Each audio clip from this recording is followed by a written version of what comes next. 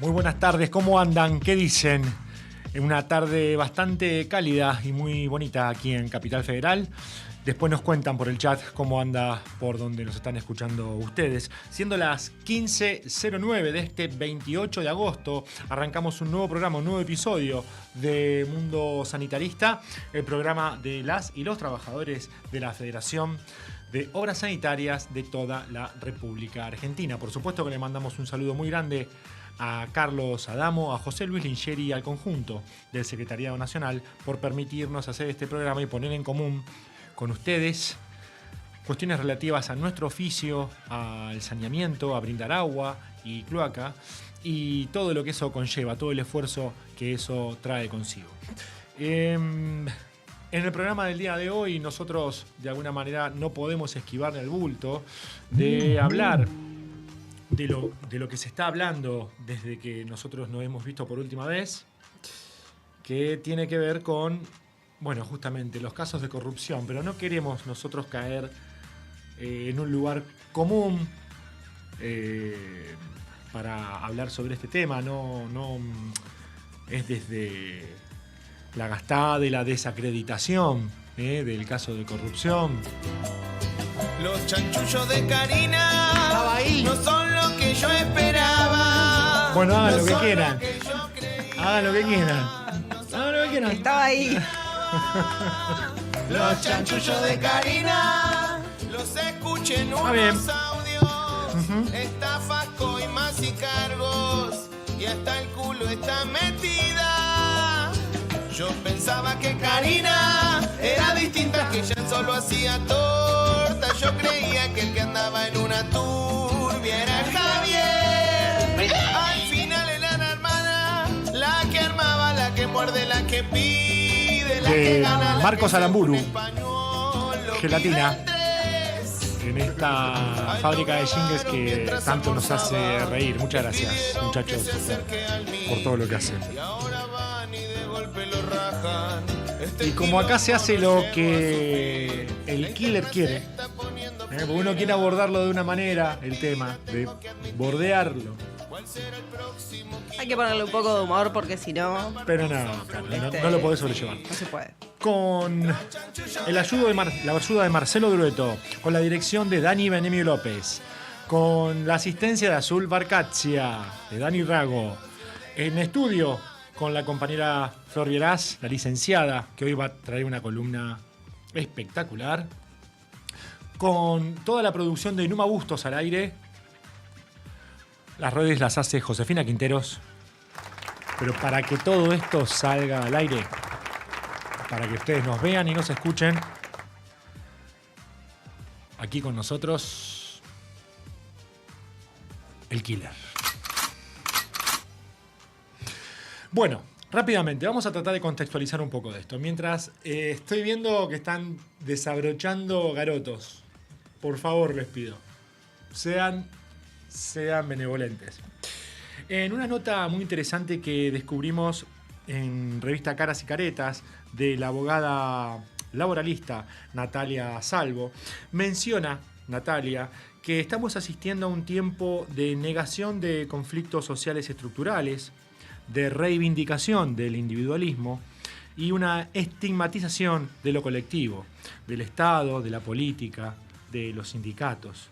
Y ahí es donde entramos nosotros a analizar un poquito todo este caso y justamente cómo podemos generar herramientas, no caer solamente en una burla y en una gastada y en una comprobación de que, bueno, sí, hay muchos que creíamos que esto iba a suceder, pero ¿cómo lo administramos nosotros en nuestro sector de trabajo? Bien, ¿cómo hacemos nosotros para generar de esta situación una herramienta? Hoy queríamos hablar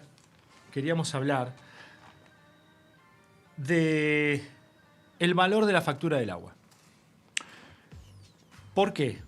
Porque con cada peso que vos ponés en tu factura de agua y de cloaca, cuando nosotros comprendemos cómo se conforma esa factura, vamos a entender que la corrupción, este caso, por ejemplo, como otros tantos que ha habido, no nos pasa muy a lo lejos.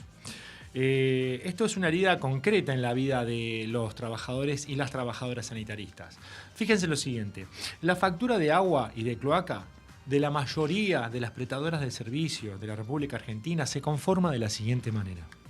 El 40% se destina a los salarios de las y los sanitaristas que sostienen el servicio las 24 horas, los 365 días del año por ser un servicio esencial. El 30% va a insumos y energía, entiéndanse, por ejemplo, en este rango, los químicos, la electricidad, el transporte.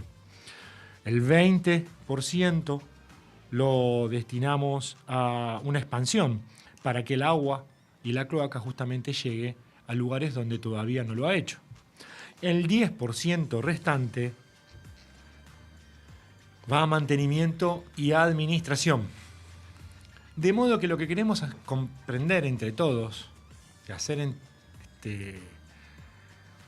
entender para que después lo podamos explicar en nuestros sectores de laburo, de cómo nos afecta esto a nosotros, es que cada peso que se pierde en corrupción son menos obras, son menos manos para el mantenimiento, menos acceso. Esto es una cuadrilla menos reparando un caño, una red que no se extiende, un hospital que no accede a la red de agua segura. Pero este enfoque de contar peso por peso y cómo impacta en tu factura y en tu servicio no es una casualidad. Nosotros venimos viendo también en este programa que ya en 1930 Scalabrini Ortiz mostró que detrás del precio de los fletes que se llevaban las materias primas de Argentina hacia otros lugares y de los zapatos que luego venían en esos barcos para que nosotros usemos, estaba el poder del extranjero decidiendo nuestra vida diaria. Hoy, estas mismas cadenas disfrazadas nos siguen atando. La financiarización que condiciona presupuestos, la uberización que fragmenta el trabajo, la colonización pedagógica que nos dice que no hay alternativa, que no hay dinero, que los trabajadores son un costo, que el Estado no sirve. Entonces, si nosotros no podemos discutir esas onceras, como mencionaba Jaureche, bueno, ya estamos con una gran parte de la batalla perdida. De eso nosotros queremos hablar con todos y todas ustedes.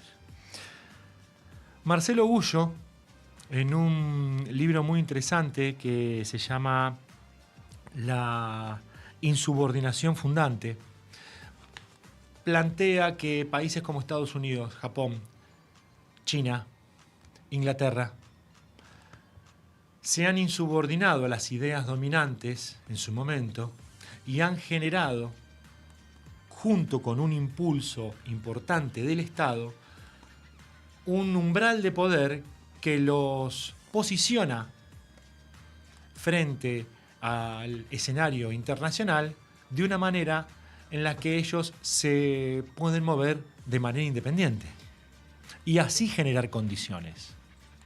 Si uno se pregunta cómo hace la Argentina hoy para poner condiciones en el escenario internacional, y bueno, estás bastante atado de manos. ¿Por qué? Y bueno, básicamente porque estás muy endeudado. Sos el país que más plata le debe al Fondo Monetario Internacional. 1/3 de la deuda, del total de la deuda del Fondo Monetario Internacional, corresponde únicamente a la República Argentina. Y otro dato también que habla de esto es que el segundo país, o sea, el país que nos sigue a nosotros, está muy por lo lejos con respecto a la cantidad de deuda que ha tomado. Hay una diferencia muy importante, no solo cualitativa, sino cuantitativa de esa deuda. Para continuar con Marcelo Gullo,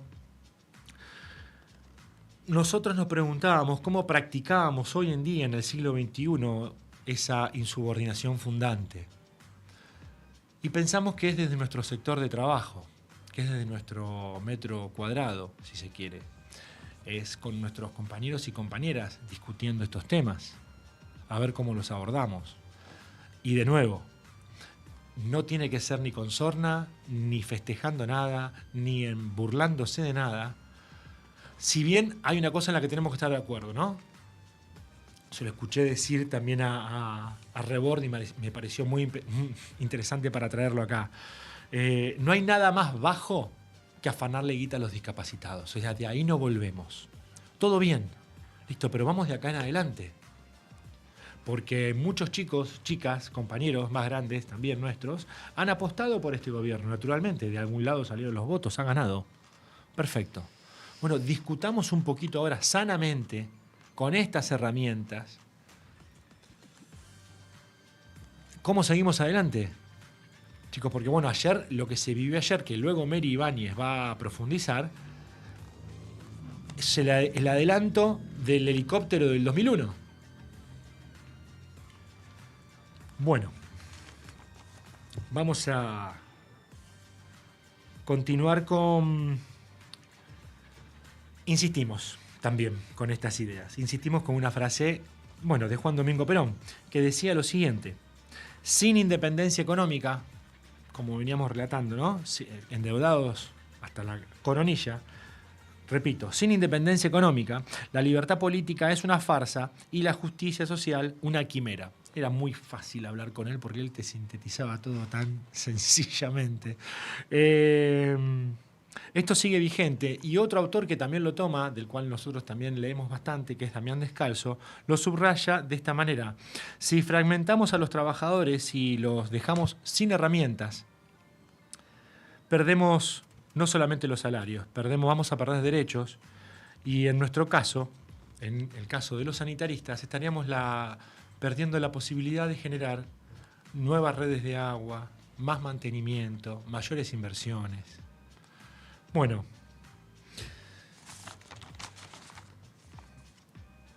nosotros confiamos en que este país realmente vale la pena. Confiamos en que desde los sindicatos podemos seguir construyendo esta idea de hacer justicia juntos. Y como decía el Papa Francisco, la tenemos que hacer con el conjunto de los excluidos de este sistema, que son los jubilados, los estudiantes, los trabajadores uberizados, que no tienen ningún tipo de derecho, que no saben qué son las conquistas sociales de las que nosotros gozamos, reivindicamos y vamos a seguir hablando para poder mejorarlas y actualizarlas. De modo que desde el mundo sanitarista los invitamos a renovar, pero en nuestras tradiciones, que ahí está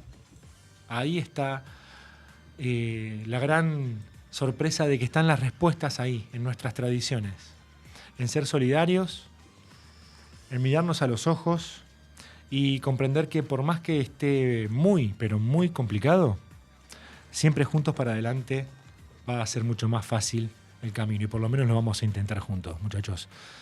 Vamos a, sinceramente, y nos ordenamos un poco y la recibimos a Mary Ibáñez con toda la actualidad que nos tiene preparado para el día de hoy.